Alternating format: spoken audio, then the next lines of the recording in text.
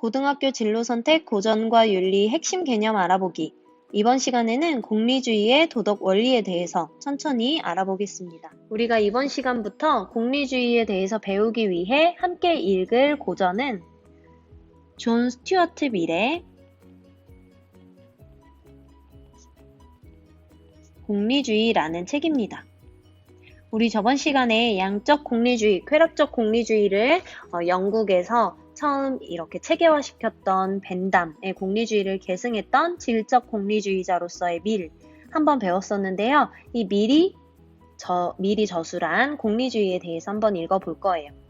첫 번째로는 도덕 철학이 왜 필요한지에 대해서 이야기한 부분을 함께 읽어보겠습니다. 모든 도덕의 뿌리가 되는 근본 원리나 법칙이 있어야 한다.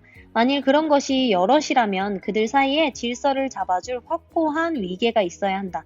그리고 그들끼리 충돌을 일으킬 때 그 갈등을 해결하는 원리나 법칙이 자명한 것이어야 한다. 인간의 행복을 좌우한다고 생각되는 일들이 좋아하고 싫어하는 감정에 여전히 크게 영향을 끼치기 때문에 공리의 원리 또는 벤담이 말하는 최대 행복의 원리는 도덕 이론을 정립하는 데 매우 큰 역할을 하고 있다. 심지어 공리주의에 대해 가장 비판적인 자세를 취하는 사람들의 도덕 이론에까지 크게 영향을 줄 정도이다. 지금 본문에서는 우리가 도덕적인 딜레마 상황이 찾아왔을 때 어떤 것을 선택하게끔 만들어주는 혹은 어떤 행동들이 내 머릿속에서 부딪힐 때 그 충돌을 해결해 줄 만한 기준으로서의 근본 원리나 법칙이 반드시 필요하다고 이야기하고 있고 그 근본 원리나 법칙이 바로 공리의 원리라고 이야기해주고 있습니다.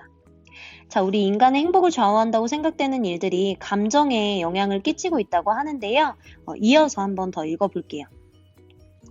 그 어떤 학파도 행동이 행복에 미치는 영향에 대한 고찰이 상당수 세부 도덕 이론의 근간을 이루고 나아가 압도적으로 중요한 내용이 된다는 것을 부정하지 못한다. 그것이 도덕성에 관한 기본 원리를 구성하며 도덕적 의무의 원천이 된다는 사실을 인정하고 싶지 않다 하더라도 사정은 마찬가지이다. 공리주의는 우리의 행동이 행복에 미치는 영향, 즉 우리의 감정에 미치는 영향이 크다고 생각을 하는데요. 따라서 우리의 감정 중 대표적인 두 가지 감정, 쾌락과 고통이라는 것에 어떤 영향을 주느냐에 따라서 행동을 선택해야 한다고 이야기하는 거죠. 따라서 쾌락과 행복이라는 감정을 높여주는 행동은 옳은 행동이 될 것이고 고통과 불행을 높여주는 행동은 당연히 그른 행동이 되겠죠. 따라서 공리주의는 행동이 행복에 미치는 영향, 즉 그 행동을 했을 때 결과적으로 우리의 감정을 어떤 감정을 조금 더 증진시키느냐에 따라서 옳고 그름이 결정된다고 본 것인데요. 이를 결과주의라고 합니다. 반대되는 입장으로는 동기주의가 있는데요. 우리가 물에 빠진 아이를 돕는다고 했을 때 선한 마음으로 도왔는지 아니면 돕고 나서 내가 취할 이익을 생각해서 도왔는지는 중요하지 않다는 거죠. 결론적으로 우리가 그 아이를 구했고 그 아이의 생명을 구할 수 있었고 모든 사람들의 행복이 증진되었다면 그 행동은 결과적으로 쾌락과 행복을 높인 행동이기 때문에 옳은 행동이 된다는 것입니다. 그래서 공리주의는 기본적으로 공리의 원리를 취하고 있고요. 이 공리의 원리는 간단하게 이야기해서 최대 다수의 최대의 행복, 최대한 많은 행복을 산출해내는 행동이 옳다라는 것이 바로 공리의 원리를 의미하는 것이고, 즉 이 행복을 목적으로 추구하고 있다는 것은 결과적으로 옳은 행위가 옳다는 결과주의 입장을 나타내고 있다고 볼 수 있습니다. 이러한 공리의 원리의 근간이 되는 생각이 바로 제레미 벤담이 이야기한 인간은 쾌락과 고통이라는 두 군주의 지배를 받는다라는 말인데요. 우리 인간은 감정의 지배를 받는 존재예요. 모든 인간이 똑같이 쾌락과 고통의 지배 아래 있다는 거죠. 그래서 모든 인간이 최대한 쾌락을 많이 얻고 고통을 최대한 회피했다면 그 행동이 바로 도덕적이다 라고 본 것이죠. 그렇다면 여기서 쾌락 그리고 행복은 무슨 의미인지 살펴보도록 할게요. 어떤 유능한 작가가 공리주의에 대해서 이러한 비난을 했대요. 공리가 쾌락이라는 말 앞에 나오면 도무지 현실성이 없을 정도로 몸이 건조하기만 한 이론인데 반대로 쾌락이 공리라는 단어 앞에 붙을 경우에는 너무나 방탕하고 향락적인 색깔을 띠게 된다. 이 문제에 대해 조금이라도 지식이 있는 사람이 에피쿠로스에서 벤담에 이르기까지 공리에 관한 이론을 주장했던 모든 사상가들은 결국 공리를 쾌락과 상반된 것이 아니라 고통으로부터의 해방과 더불어 쾌락 그 자체를 의미한다는 사실을 잘 알 것이다. 그리고 유용한 것을 기분 좋은 것, 그리고 예쁜 것과 대비시키기보다 오히려 언제나 바로 그런 것을 지칭했다는 것도 모를 수 없다. 라고 미리 대답을 합니다. 이 말은 이어서 읽어볼게요. 공리와 최대의 행복의 원리를 도덕의 기초로 삼고 있는 이 이론은 공리주의는 어떤 행동이든 행복을 증진시킬수록 옳은 것이 되고 행복과 반대되는 것을 낳을수록 옳지 못한 것이 된다는 주장을 편다. 여기서 행복이라는 것은 쾌락, 그리고 고통이 없는 것을 의미한다. 따라서 쾌락의 결핍과 고통은 행복에 반대되는 것을 의미한다. 즉, 앞에서 말한 행복이나 쾌락을 일으키는, 증진시키는 행동은 선이 되는 것이고 쾌락의 결핍, 고통, 행복에 반대되는 것들은 모두 악이 되는 것이겠죠. 그리고 바람직한 모든 것은 그 자체에 들어있는 쾌락 때문에 또는 고통을 막아주고 쾌락을 늘려주는 수단이 되기 때문에 바람직하다. 이것이 공리주의의 핵심이다.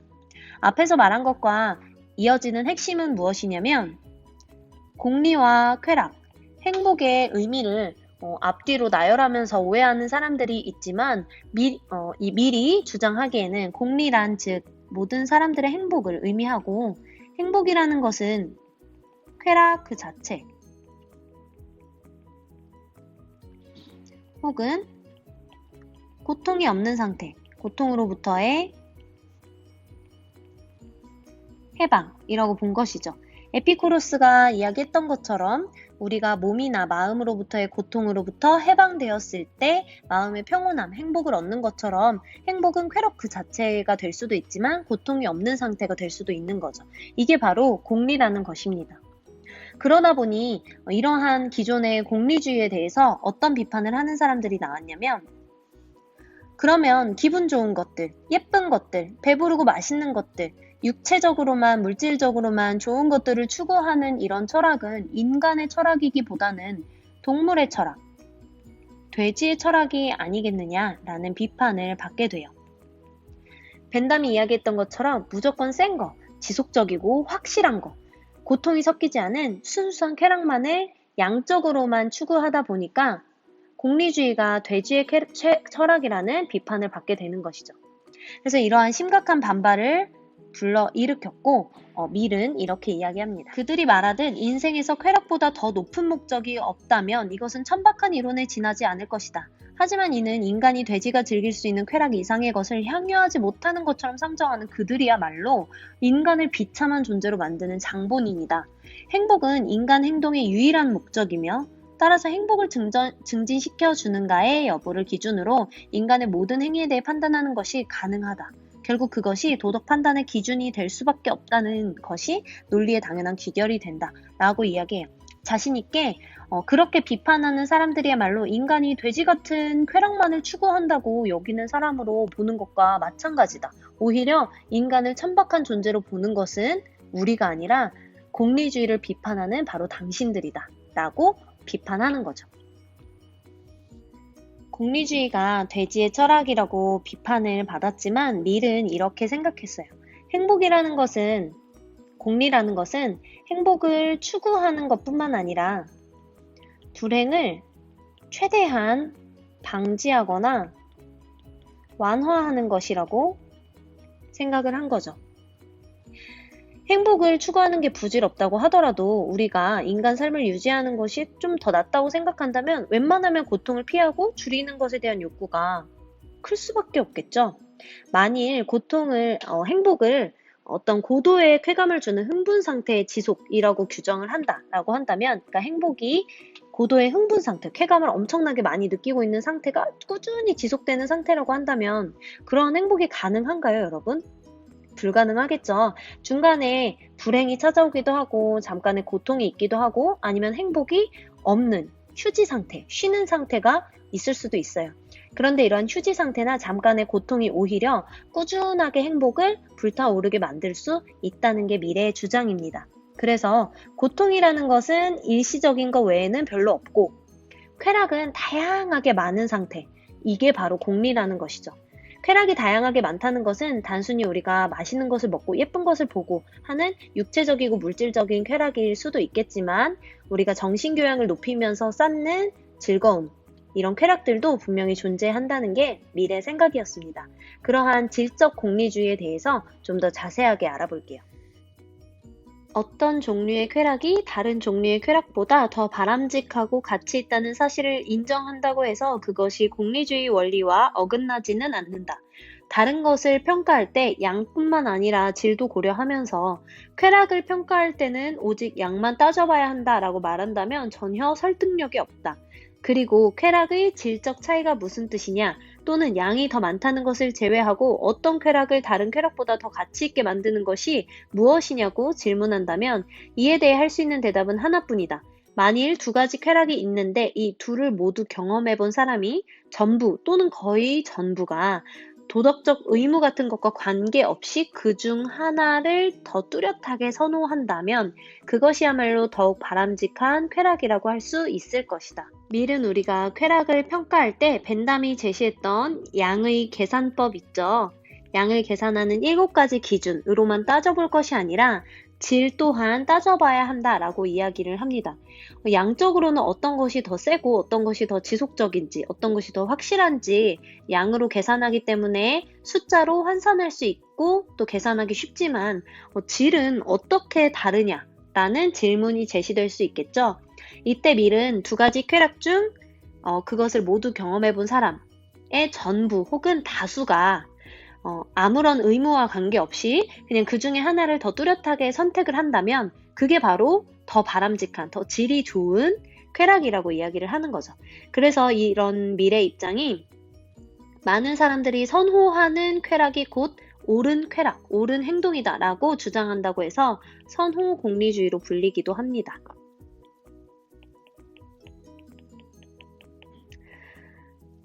이러한 질의 차이를 계산할 수 있는 사람들에 대해서 간단하게 하나 더 읽어볼게요. 두 가지 쾌락에 대해 똑같이 잘 알고 그 둘을 똑같이 즐기고 음미할 수 있는 사람들이 자신의 보다 높은 능력이 동원되어야 하는 특정 삶의 방식을 훨씬 더 선호한다는 것은 부인할 수 없다. 짐승이 누리는 쾌락을 마음껏 즐기게 해준다고 해서 하급동물이 되겠다는 사람은 없을 것이다 라고 말을 하는데요.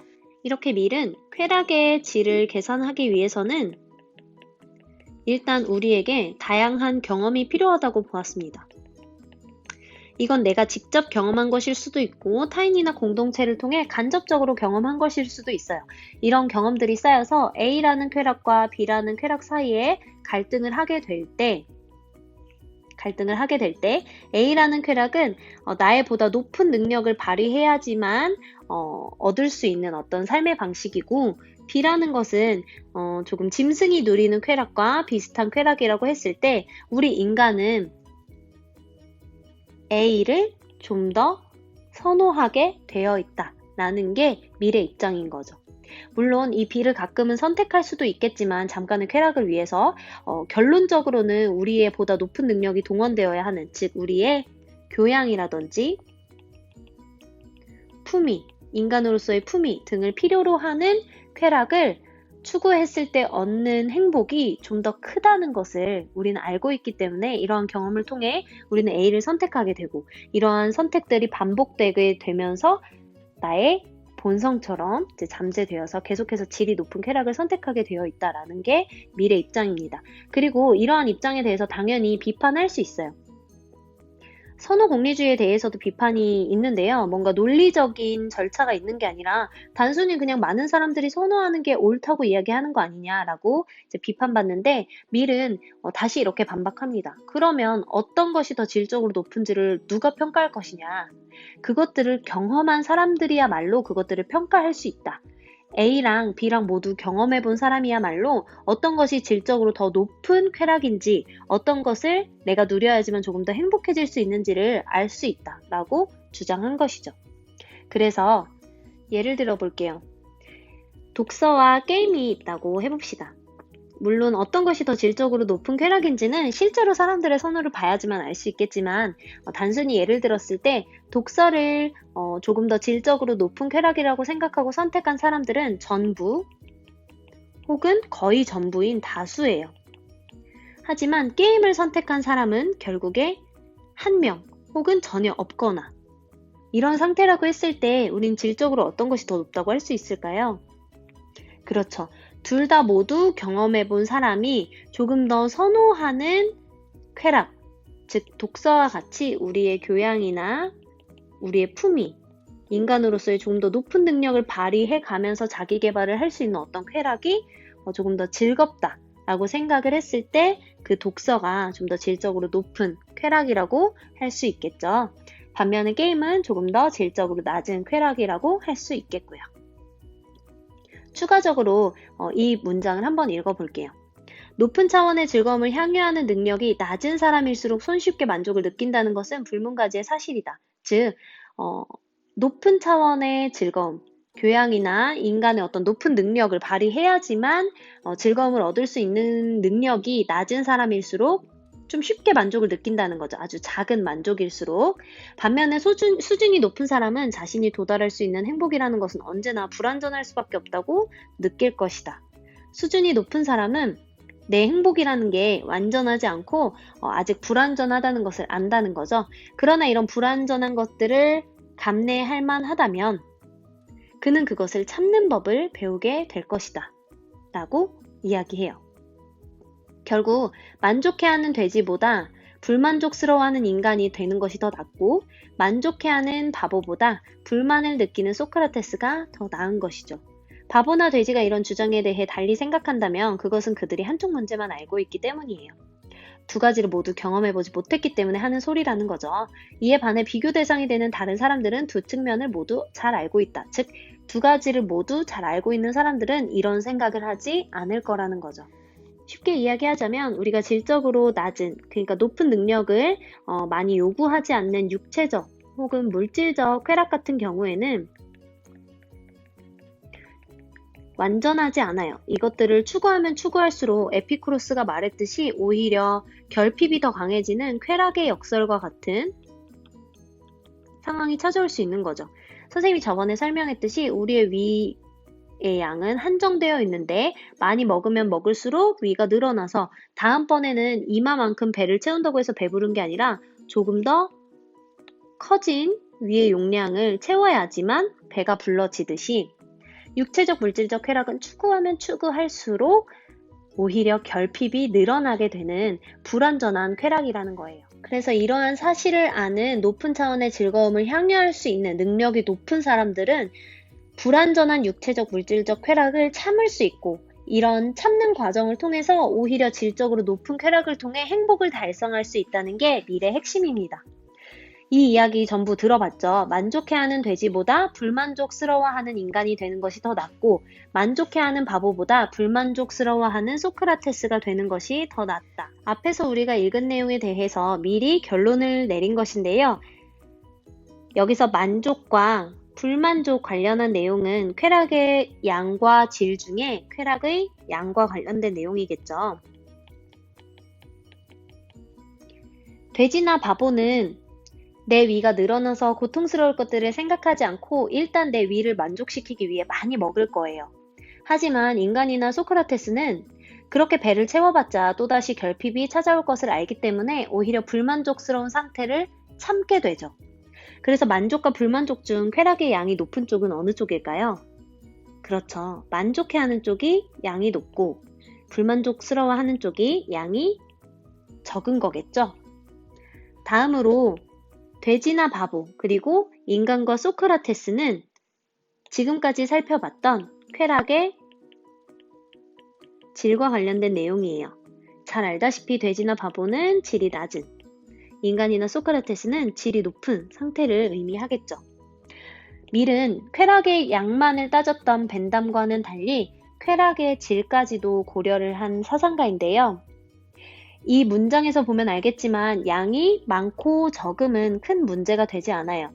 양이 많고 질이 낮은 상태보다는 양이 적더라도 질이 높은 상태가 더 낫다고 이야기하는 것을 봐서 질적인 부분을 양적인 부분뿐만 아니라 질적인 부분을 인정한 걸 넘어서서 양보다 질이 훨씬 더 중요하다라고 이야기하고 있는 거겠죠.